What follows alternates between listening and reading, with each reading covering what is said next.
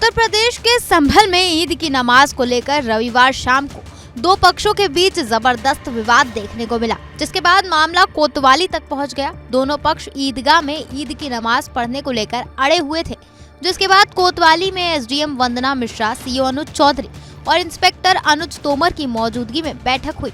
करीब 2 घंटों तक दोनों पक्ष अपनी अपनी बात पर अड़े रहे, लेकिन अंत में जाकर मुफ्ती आजम संभल कारी अलाउद्दीन साहब के नाम पर सहमति बन गई। दरअसल ईदगाह इमाम और कारी दोनों पक्षों के बीच ईद की नमाज कराने के लिए विवाद हो गया था।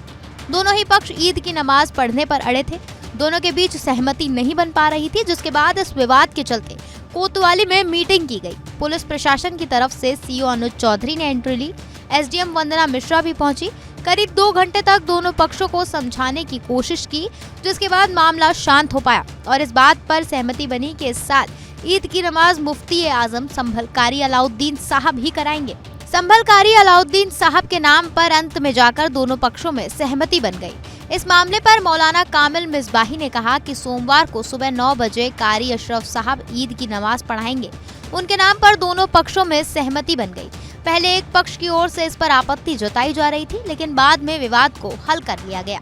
ये विवाद वैसे तो शुरू में तकरीबन 2-3 महीने पहले ये फैसला हो चुका था कि जो कुछ दिन पहले जिनका इंतकाल हुआ था, हज़रत कारी सुलेमान अशरफ साहब हामिदी, जो ईदगाह के इमाम थे, तो सारे उलमा ने संभल के ये फैसला कर दिया था उनके तीजे में कि अब नमाज उनके बाद उनके बेटे कारी गाजी अशरफ साहब वो पढ़ाएंगे। अब तक कोई बात नहीं हुई 2-3 महीने। तो अब जब ईद का टाइम आया, एक दिन पहले ही ऐसा क्यों विवाद आया? ईद से ठीक एक दिन पहले जो है एक ग्रुप ने, जो उनकी जिंदगी में भी उनसे कुछ नाराज रहता था, लेकिन चूंकि चंद लोग थे 2-3, तो उनकी मानी नहीं जाती थी। अब एक 2 दिन पहले फिर उन्होंने जो है फितना फैलाने की कोशिश की और ये कहा कि साहब हम उनके बेटे को कबूल नहीं करेंगे।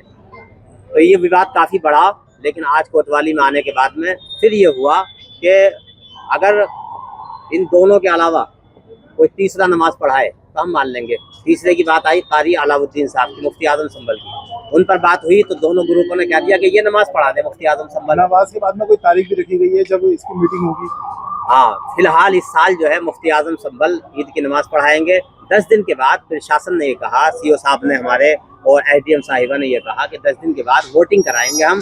जिधर संभल के मदारिस के ज्यादा उलमा होंगे उनकी बात मान ली जाएगी, उन्हीं के मुताबिक फैसला कर दिया जाएगा। क्या दूसरा ग्रुप मानता है इस बात को?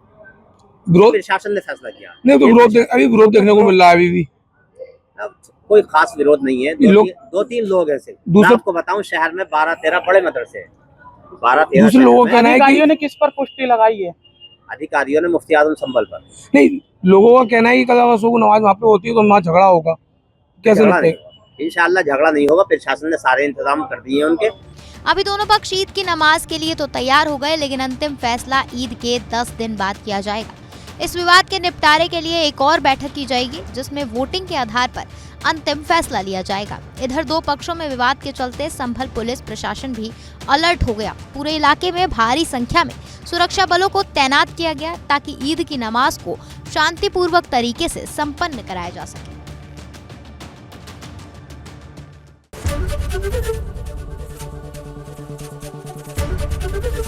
एबीपी गंगा, खबर आपकी, जुबान आपकी।